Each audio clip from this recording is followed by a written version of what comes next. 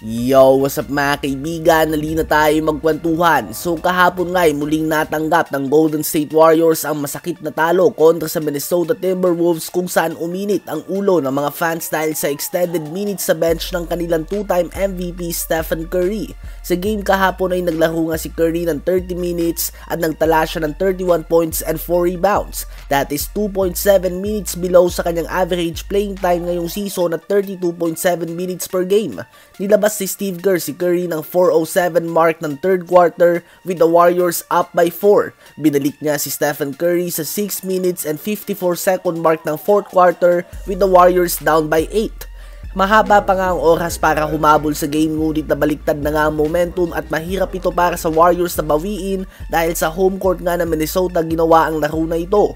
Paliwanag ni Steve Kerr kung bakit hindi niya agad pinasok si Steph ay ayaw niya itong i-overplay. Nasa loob nga daw ng sahig si Chris Paul, Klay Thompson at Draymond Green. Great players nga daw ito and that should be enough nga daw. Di nga daw sila pwedeng mag-expect na iasa ang lahat kay Stephen Curry.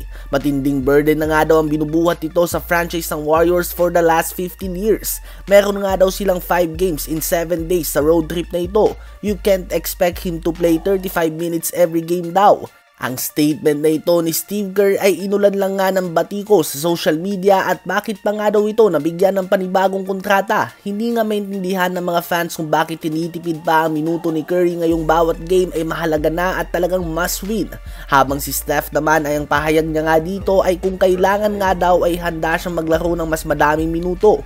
Well, sa ngayon nga ang Warriors mga kaibigan ay 1 game na lang ang lamang sa 11th seed Houston Rockets. Kaya naman kailangan nilang may panalo ang kanilang mga susunod na game kung nais silang mapanatili sa play-in spot na 10 seed. Sa palagay nyo ba ay mali si Steve Kerr sa pagbangko kay Curry sa early parts ng fourth quarter?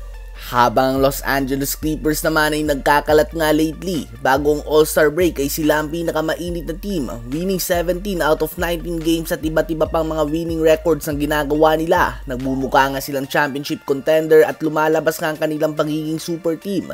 Ngunit simula nga ng tamaan ng injury ang former MVP Russell Westbrook, this team hasn't looked the same. Kulang nga sila sa energy at ang pace nila ay bumagal at malaki nga ang pinagkaiba ng kanilang bench production. Hindi man ganun kagandahan ng mga stats sa pinapakita ni Westbrook kung ikukumpara mo ito sa mga nakasanayan natin sa kanya, ngunit ang kanyang overall impact sa team na ito ay malaki pa din. Ang Clippers ay may record lamang na 1 win and 8 losses kontra sa mga winning teams matapos ang All-Star break. So that is very alarming mga kaibigan dahil naglalaro naman palagi si Kawhi Leonard at si Paul George. Noon nga ay dikit pa sila sa number 1 seed, ngunit ngayon nga ay malabo na nila itong maabot at posible pa silang bumagsak sa 5th seed sa ganda ng nilalaro ng Pelicans ngayon kahit na injured si Brandon Ingram.